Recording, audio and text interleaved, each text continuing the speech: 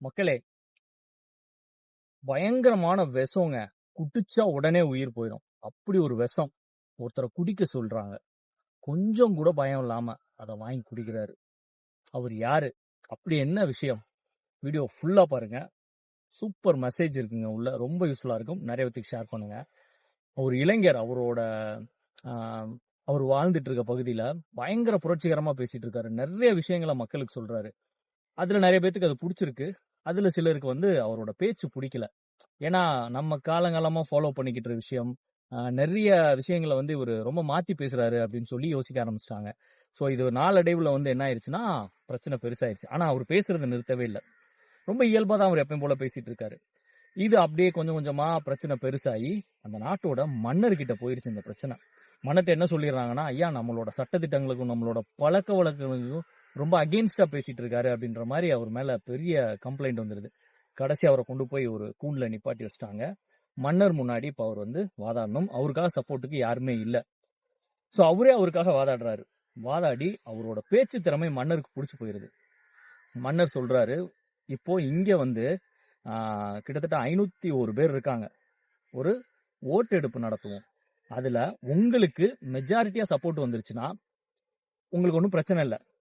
So உங்களுக்கு வரலைன்னா மக்கள் சொல்ற மாதிரி முடிவு எடுத்தே ஆகணும் அப்படின்னு சொல்லிடுறாரு. ஸோ கடைசியில பார்த்தா இவருக்கு சப்போர்ட்டா நிறைய பேர் ஓட்டு போடல. கிட்டத்தட்ட அந்த 501 பேர்ல 221 பேர் இவருக்கு சப்போர்ட்டாகவும் 280 பேர் அவருக்கு அகேன்ஸ்டாகவும் ஓட்டு போட்டுறாங்க.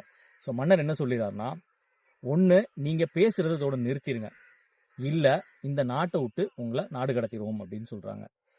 இது ரெண்டும் இல்ல அப்படின்னா உங்களுக்கு தண்டனை ரொம்ப பெருசா இருக்கும் அப்படின்றாங்க. அவர் சொல்லிடுறாரு, அந்த நபர், அந்த இளைஞர் என்ன சொல்றாருன்னா, என்னால என்னோட பேச்சுரிமையை விட்டு கொடுக்க முடியாது எந்த சூழ்நிலைக்காகவும் யாருக்காகவும்.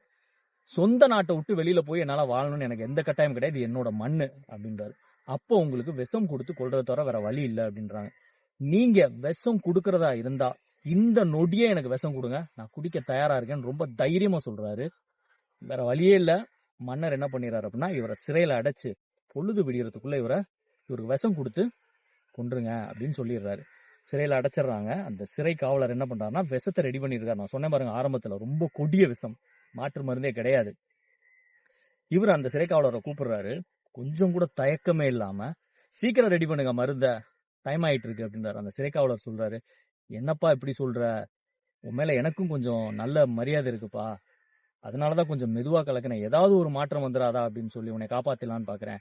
இல்லங்கய்யா, நேரம் ஆகி மன்னர் சொன்ன விஷயத்த நீங்க செய்யாம போயிட்டா தண்டனை உங்களுக்கு வந்துடும், எனக்கு சாகுறதுல எந்த பயம் கிடையாது, உங்களோட பணியை நீங்க கரெக்டா முடிங்க அப்படின்னு சொல்லி விஷத்தை கலந்து அதை வாங்கி டக்குன்னு குடிச்சு படுத்துறாரு, இறந்து போயிறாரு. அவர் யார் தெரியுங்களா? மிகப்பெரிய மனிதருங்க. கிரேக்கத்தோட தத்துவ ஞானி சாக்ரட்டிஸ். இப்போ தெரிஞ்சிருக்கும் இது எவ்வளவு பெரிய விஷயம், எவ்வளவு வைராக்கியமா வாழ்ந்திருக்காரு அப்படின்னு பாருங்க. அவரோட மாணவர் தான் பிளாட்டோ, அவரோட மாணவர் தான் அரிஸ்டாட்டில், அவரோட ஸ்டூடெண்ட் தான் யாரு அப்படின்னா கிரேட் அலெக்சாண்டர். உலகத்தையே ஆளணும்னு நினைச்சு அதை செஞ்சும் காமிச்ச ஒரு நபர். இப்ப பாத்துக்கோங்க, இந்த அலெக்சாண்டர்ன்ற ஒரு ஆள் உருவாகிறதுக்கு, அந்த ஒரு மிகப்பெரிய வீரன் உருவாகிறதுக்கு எத்தனை ஆட்கள் தேவைப்படுறாங்க, அதோட வேர் பாத்தீங்க அப்படின்னா சாக்ரட்டிஸ். இந்த தகவல் உங்களுக்கு எப்படி இருக்கு அப்படின்னு சொல்லுங்க. நிறைய பேத்துக்கு ஷேர் பண்ணுங்க. இன்னொரு வீடியோல சந்திப்பேன்.